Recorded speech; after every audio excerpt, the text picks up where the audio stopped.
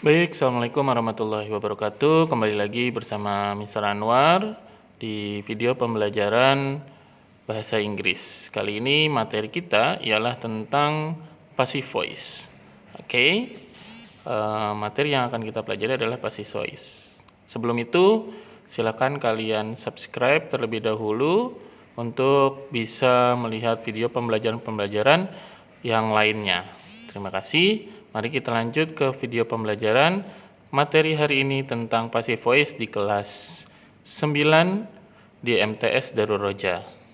Baik, kita lanjut. Definisi passive voice. Passive voice is a type of sentence or clause in which the subject receives the action of the verb. Jadi, passive voice adalah jenis kalimat atau klausa di mana subjek menerima tindakan dari kata kerja. Ya.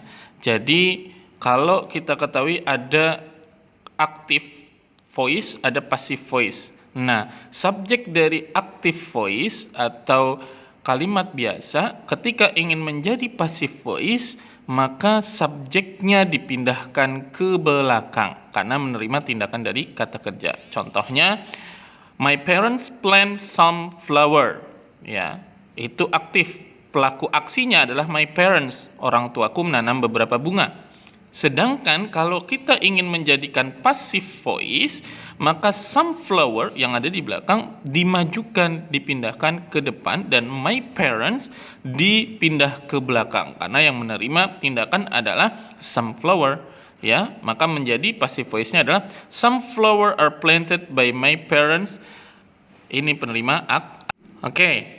Dari definisi di atas dapat disimpulkan bahwa passive voice yang mana subjek kalimatnya ini tidak melakukan aksi, akan tetapi dia menerima aksi.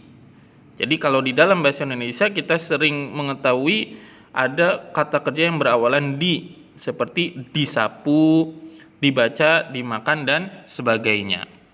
Nah, catatannya adalah umumnya kalimat aktif bisa dirubah menjadi kalimat pasif.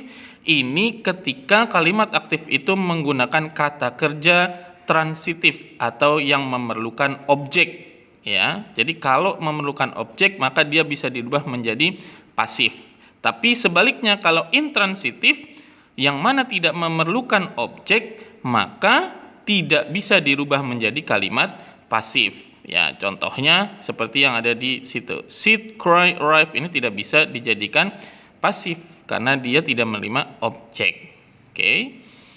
Nah, rumusnya bagaimana? Rumusnya dari sini passive voice simple present, simple past, simple future, kemudian present perfect, ya. Di situ bisa kalian lihat rumusnya.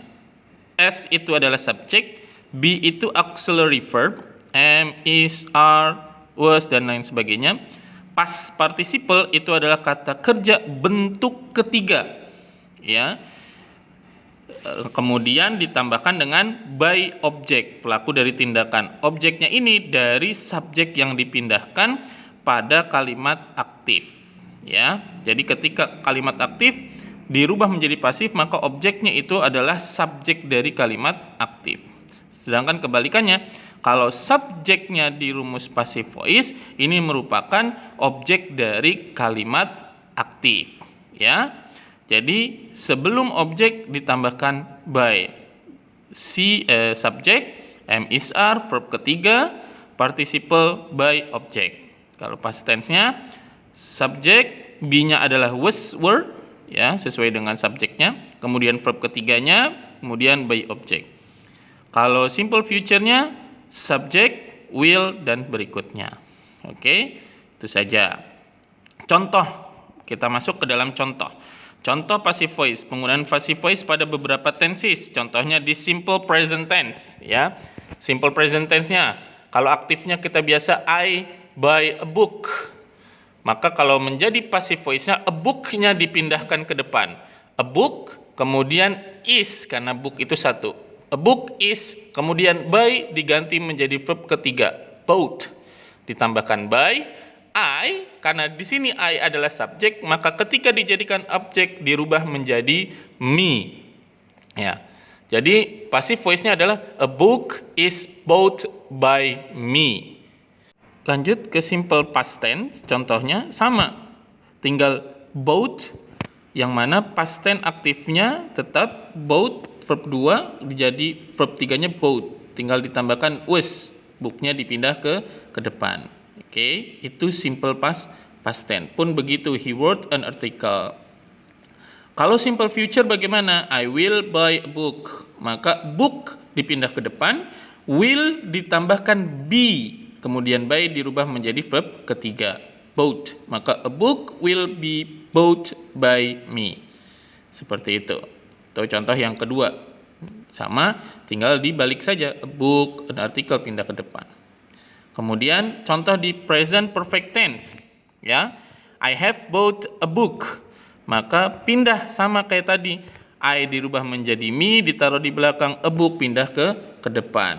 Have dirubah menjadi has, ditambahkan been, kemudian tambahkan by. Both-nya sama karena verb kedua dan verb ketiganya sama.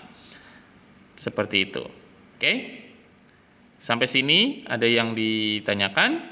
Kalau tidak, silakan coba kalian rubah dari exercise yang ada di contoh ini, ya. Budi writes a letter.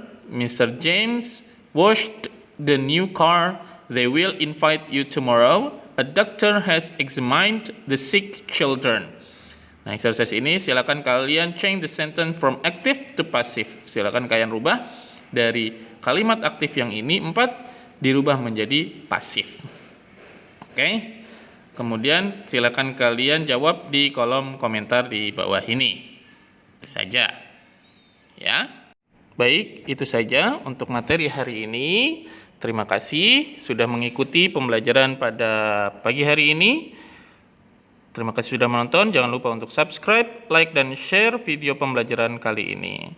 Sampai ketemu di video-video pembelajaran berikutnya. Terima kasih. Wassalamualaikum warahmatullahi wabarakatuh.